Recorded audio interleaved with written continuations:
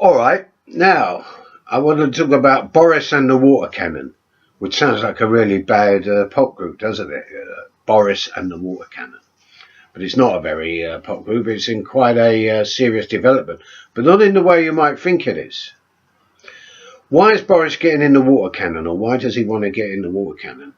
Well, he says that, obviously, if there are serious riots, then the water cannon may be a useful tool in the hands of the police to disperse crowds, presumably, or maybe to use the water cannon to keep crowds from preventing firemen from putting out the fires, which I think is, if you had to use the water cannon, would probably be the best use for them. But I'm not here to promote water cannons, or am I?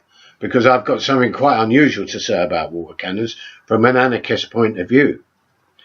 First of all, Boris is saying that there might be riots against austerity.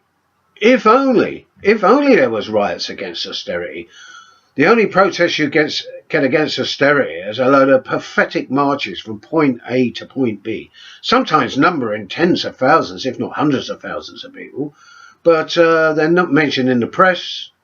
They get no coverage whatsoever unless the black bloc turns up, and even they can't be bothered to turn up these days for such pitiful events.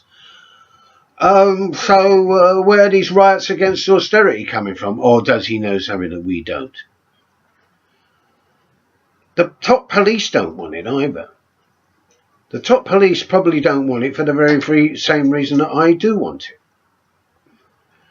Now, from an anarchist point of view, I would actually say that the introduction of water cannons is better than the situation that we have now, where we're trapped in kettles and the police can crack our skulls open and get away with it.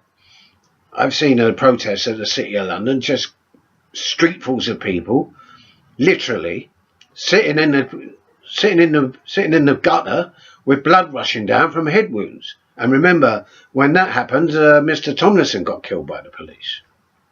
And that's the sort of situation you have there. So water cannons would create a distance between the crowd, the rioters or whatever you want to call them, and the police. And I think, from an anarchist point of view, from the rioting point of view, or any point of view you want to get to it, that we've got to break away, which we have to some degree, from this sort of English way of having a demonstration and protest and having a mass frottage with the police as they bash us over the head. A water cannon would create distance, as would rubber bullets, as would tear gas. So if they did use water cannon, if they did use tear gas and rubber bullets, but let's say water cannon, then I think that that's an ultimate declaration of war to anybody that's on the street, whether they're participating in a violent manner or a non-violent manner, or just happen to be passing by. I reckon it will create a great rupture between the police, the government, and the majority of the public, or a bigger majority than what we have now. So therefore, that's why the water cannon are actually a good thing. Tired of these ritualistic things. Let's have more continental type riots, because if we did have more continental type riots, we might have a more continental type or third world type political social movement that is so sadly lacking here, where the only alternative focus is UKIP, for Christ's sake. So yeah, keep away from the cops is what I always say anyway. Why go on these demonstrations? Why be photographed? Why be up close to them, where they can even listen to your conversations, can do you injury, can pluck you out and arrest you at any time? In a water cannon situation, it would be entirely different. Also, as well, for the advantage of the rioters, yeah, a few people might get wet. I'd rather have a wetting than get my head bashed in. But it would spread the riot, actually. It would be televised, as everything's televised, live 24 hours a day. If not on the television and on people's phones and so forth, it would spread it. So yeah, water cannon spreads riots, doesn't contain them. And that, I think, is the difference.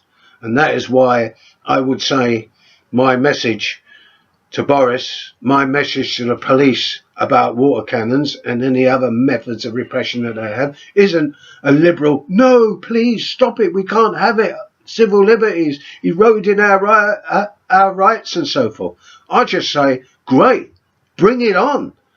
Bring it on. Let's have it. Let's have it this summer. I am looking forward to it.